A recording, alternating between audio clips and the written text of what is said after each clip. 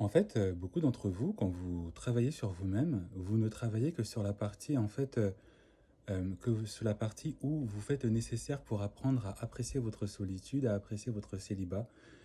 Et en fait, dès que vous retombez en couple, dès que vous rencontrez quelqu'un, les mêmes raisons qui vous a apporté à rompre dans votre précédente relation, les raisons pour lesquelles, vous ne vous êtes pas bien comporté dans votre précédente relation revient dès que vous représentez quelqu'un.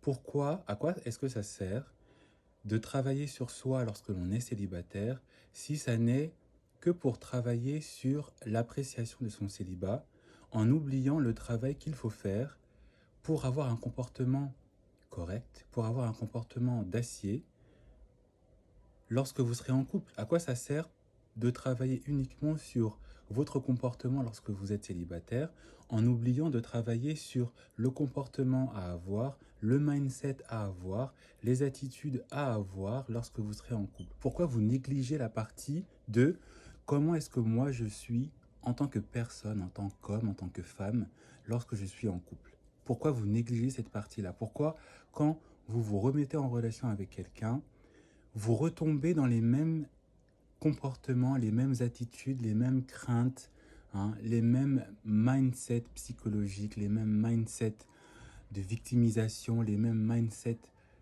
de victime quand vous retombez en couple, alors que c'est justement ça qu'il faut travailler lorsque vous êtes célibataire.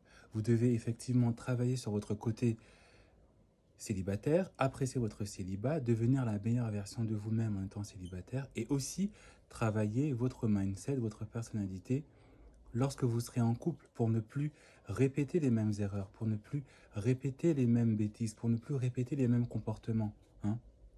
Pourquoi vous négligez cette partie-là?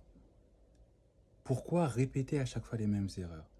Et quand je dis ça, vous devez travailler sur vos traumatismes, parfois sur vos traumatismes familiaux, parce que lorsque l'on a grandi avec de mauvais schémas, quand on est en couple, on va forcément avoir des attitudes qui vont vouloir répéter un petit peu ces schémas-là, hein. Travaillez sur vous quand vous êtes en couple, travaillez sur votre mental d'acier, parce que, comme je l'ai dit, vous ne savez pas sur qui vous tombez, donc parfois vous tombez devant des personnes qui vous mettent des challenges, devant des personnes qui sont un peu toxiques. Donc, si vous ne travaillez pas sur votre mindset, votre attitude, hein, vous devez rester fort, vous devez rester d'acier, vous devez en fait montrer à la personne qu'elle va taper poteau. Si vous ne travaillez pas sur ça, eh bien vous allez en fait rester dans une boucle. C'est pour ça que beaucoup de personnes répètent et se retrouvent à répéter les mêmes schémas dans les histoires de couple, à rompre et à revenir. Parce qu'en fait, vous n'apprenez pas de vos leçons et vous répétez les mêmes choses. Et en fait, vous choisissez aussi consciemment et inconsciemment de répéter ces mêmes choses et vous continuez de vous plaindre. Donc à un moment donné, il va falloir arrêter de se plaindre. Prendre conscience des comportements que l'on a lorsqu'on est en couple, voir qu'effectivement c'est ça le problème et travailler sur ça lorsque vous êtes célibataire pour ne pas les répéter lorsque vous êtes en couple, s'il vous plaît. Hmm.